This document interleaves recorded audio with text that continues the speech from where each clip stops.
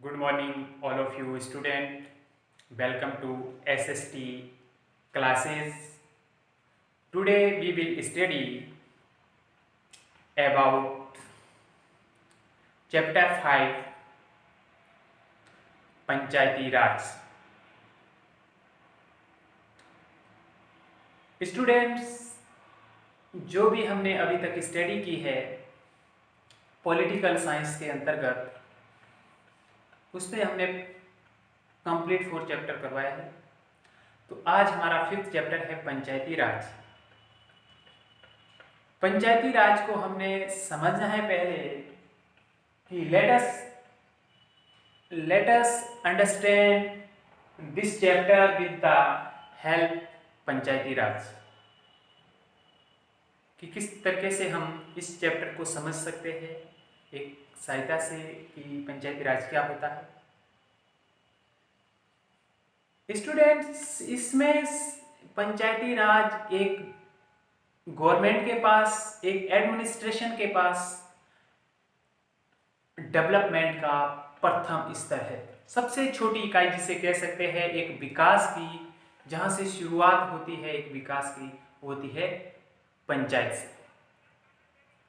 पंचायत किस स्तर में काम करती है, पंचायत की ज़रूरत हमें क्यों पड़ी, इसके बारे में हम बहुत सारे टर्म्स बताए गए कि किस तरीके से हम पंचायती राज को जान सकते हैं.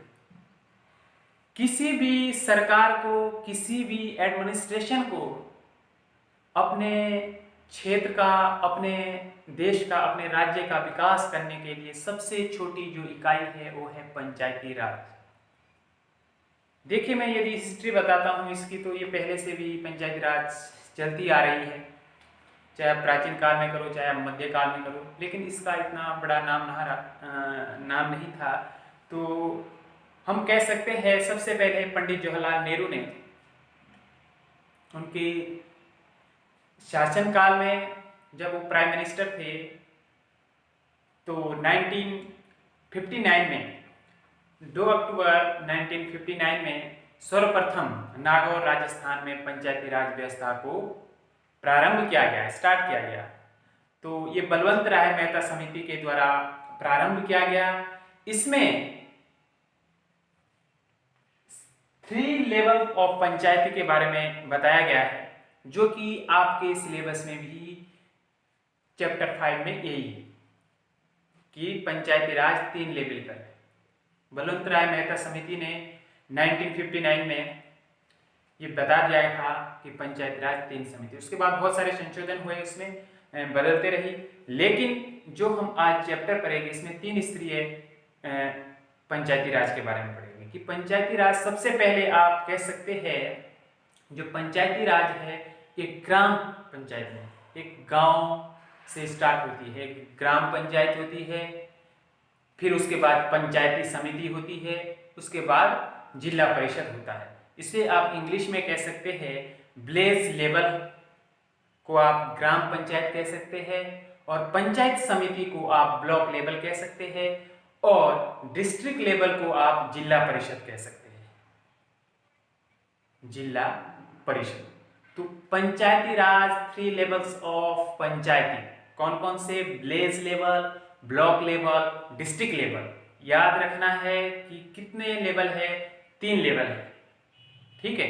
सबसे मैंने यहाँ पर बड़े उससे लिखा है साफ तरीके से कि विलेज लेवल है, इसे हिंदी में ग्राम पंचायत कहते हैं, और दूसरा है ब्लॉक लेवल, जिसे कि पंचायत समिति कहते हैं, और तीसरा है आपका डिस्ट्रिक्ट लेवल, जिसे कि आप जिला परिषद कहते हैं.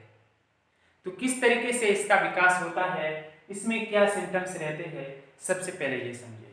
कोई भी यदि आपका ये जिला परिषद, ये क्या है? ये पूरा एरिया है आपका, जितना भी ये एरिया बनाया है मैंने, ये किसका एरिया है?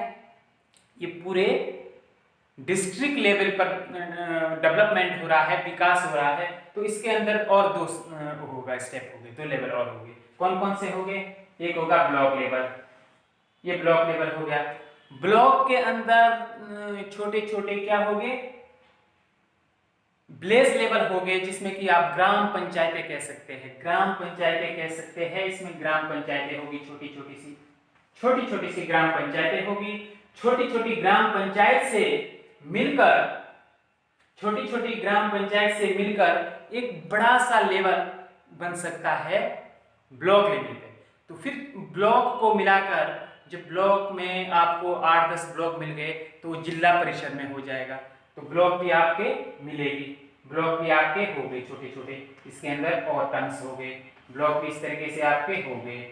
ठीक है, इस तरीके से ब्लॉक भी हो गए, इस तरीके से ब्लॉक भी हो गए। तो इस तरीके से आपका पूरा कह सकते हैं आप कि एक जिला परिषद बनता है। तो आप ये कह सकते हैं कि जो हमारे विकास का, जो हमारे डेवलपमेंट का सबसे छोटी इकाई है वो ग्राम पंचायत होता है। गांव से हमारा क्या होता है, डेवलपमेंट होता है। गांव से कैसे होगा डेवलपमेंट, इसमें मेंबर होते बनाए हुए, वार्ड मेंबर होते हैं ग्राम में भी, ग्राम सभा के अंतर्गत वार्ड मेंबर होते हैं। सभी वार्ड मेंबर को मिलाकर बनता है आपका सरपंच, ग्राम प्रधान बनता है, उसको पंचायत राज आप कह सकते हैं, प्रेसिडेंट कह सकते हैं आप उसको, ग्राम पंचायत। तो एक सरपंच बनता है, सरपंच के पास एक पावर रहती है। क्यों बनाया जाता है सरपंच, कि जो भी आपके मूल अधिकार है, अपने सेल्फ आपकी जो समस्या है उसे आप अपने हिसाब से कर सकते हैं। तो ये ग्राम सभा को, ग्राम सभा से ग्राम, छोटी छोटी ग्राम सभा से ग्राम पंचायत बनेगी। तो जो ग्राम पंचायत में एक प्रधान बनेगा पूरा, तो उसे कहते हैं, क्या कहते हैं, जो सरपंच है आपका, तो उसके पास बहुत सारे अधिकार दिए गए हैं कि वो अपने गांव का डेवलपमेंट करे, एग्रीकल्चर में डेवलपमेंट करे, एजुकेशन में डेवलपमेंट करे। आपका और भी बहुत सारे होते हैं, जैसे कि आप कह सकते हैं कंस्ट्रक्शन के बारे में बहुत सारे, जैसे तालाब बनाना और भी बहुत सारी चीज़ें होती है, स्वच्छता के बारे में होता है। बहुत सारे चीज़ों को देखना होता है गांव में, किस तरीके से गांव में विकास हो रहा है, किस किस फैमिली में बीपीएल जो कार्ड होता है, एक गरीबी रेखा से नीचे जीवन यापन करने के लिए, वो सही बन रहा है या नहीं बन रहा है। तो ये पावर किसके पास रहती है, ग्राम प्रधान के पास रहती है। तो इसलिए ही ग्राम प्रधान बनाया जाता है। और गवर्नमेंट की तरफ से जो गवर्नमेंट एम्प्लॉयज आता है, जो इसे कहते हैं विलेज डेवलपमेंट ऑफिसर, ग्राम विकास अधिकारी, वो भी ग्राम पंचायत पर काम करता है, ग्राम पंचायत पर काम करता है। गांवों के अंदर जो भी मनरेगा हो गया, आपका एरिगेशन विभाग के कोई काम हो गए, आपके जल संकट समस्या होगी, जल मतलब प्रोवाइड नहीं हो पा रहा गांव में, उससे समस्या हो गई, तो प्रधान उसको, जो विलेज डेवलपमेंट ऑफिसर होगा, उसको सूचना देगा। तो उस तरीके से ये सर्कुलेशन बना रहता है। इसमें सेक्रेटरी रहता है, जिसे कि आप विलेज डेवलपमेंट ऑफिसर भी कहते हैं। तो ये गवर्नमेंट की तरफ से एक गवर्नमेंट एम्प्लॉयज होता है, ये टेस्ट क्वालिफाई करके आता है। और एक सरपंच होता है जो एक चुना जाता है, एडल्ट जो एज के होते हैं 18 साल से ऊपर वाले, कि वो सभी एक मतदान अपना देते हैं, जिससे कि वो एक अपना सरपंच, जिसे कह सकते हैं गांव का एक प्रधान को चुनते हैं। तो उसके पास बहुत सारी पावर दी जाती है कि गांव में किसी भी प्रकार की समस्या ना हो, गांव के डेवलपमेंट में, चाहे आप पानी की समस्या बोलो, चाहे आप और कृषि से संबंधित समस्या बोलो कि फसल का नुकसान हो रहा है, तो विलेज का एक बहुत ही छोटी इकाई है, यहाँ से डेवलपमेंट होता है, यहाँ से डेवलपमेंट होता है, जिसमें कि पंचायती राज का होना जरूरी है। यही पंचायती राज है, ये डेवलपमेंट ऑफ द विलेज, कि गांव का विकास किस तरीके से होगा, गांव में जो समस्या है उसे दूर किस तरीके से किया जाएगा।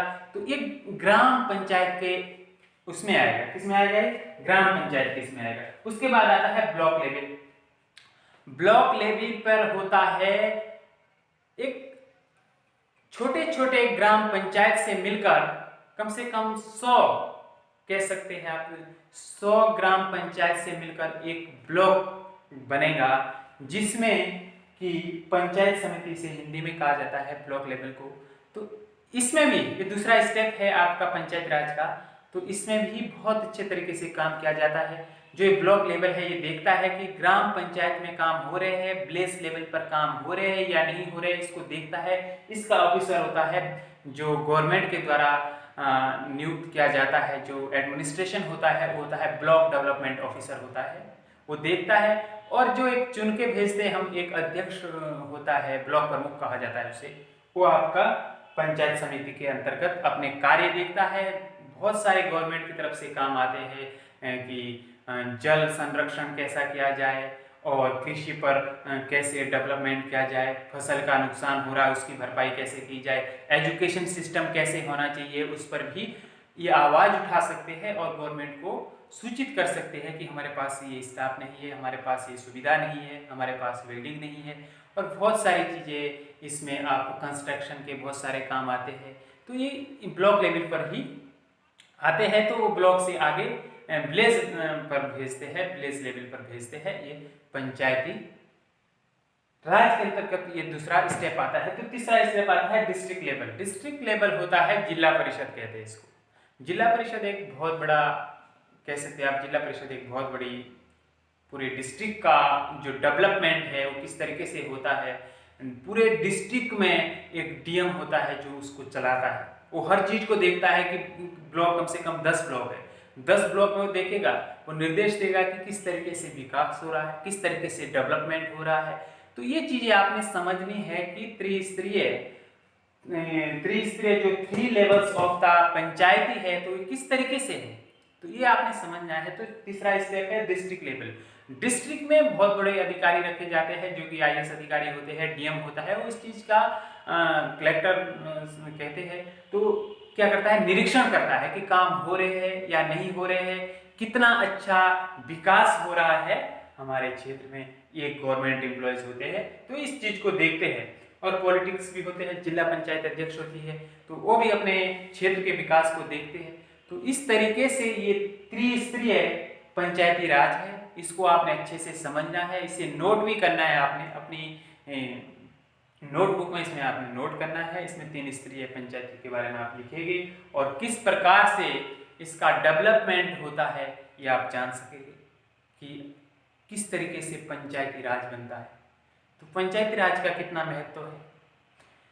तो इस प्रकार के जो विकास हमारे ग्राम लेवल से स्टार्ट होते हैं, गांव का अच्छा होना बहुत ज़रूरी है किसी देश के लिए, तभी आगे देश बढ़ सकता है, तभी विकास हो सकता है किसी भी कंट्री का। तो इसलिए हमारा जो विलेज है उसमें क्या काम हो रहे हैं, क्या नहीं हो रहे, बहुत सारी चीज़ें रहती है। बीपीएल जो बनता है, जिसे ज़रूरत ही नहीं होती उसका बीपीएल बनता है। आपके चैप्टर में ये दिया गया है, ये महाराष्ट्र का एक हरदा गांव के बारे में दिया गया है। यदि आप पढ़ोगे इसमें बहुत अच्छे तरीके से आपको समझ में आएगा कि हरदा गांव का है, प्रकाश नाम का लड़का है, उसका बनना था बीपीएल, लेकिन बीपीएल किसी और का बन गया है जो सेठ है, जो अच्छा खासा है, जिसके पास अच्छा कारोबार है।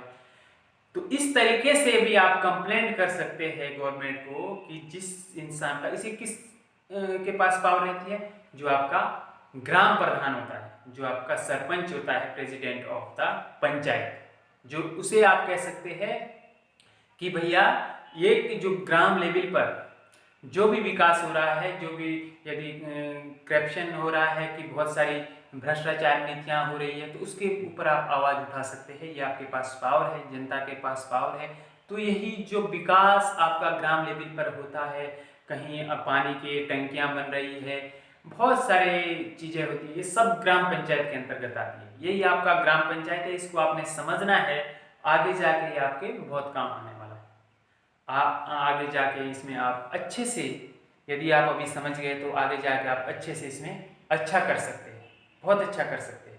तो इसलिए आपने इसे अच्छे से समझना है और अच्छे से अपने होमवर्क करना है, जो मैं होमवर्क दूंगा उसको करना है और लर्न भी करना है, क्योंकि आपके एग्ज़ाम के लिए 20 दिन बचे हैं, ध्यान देना है।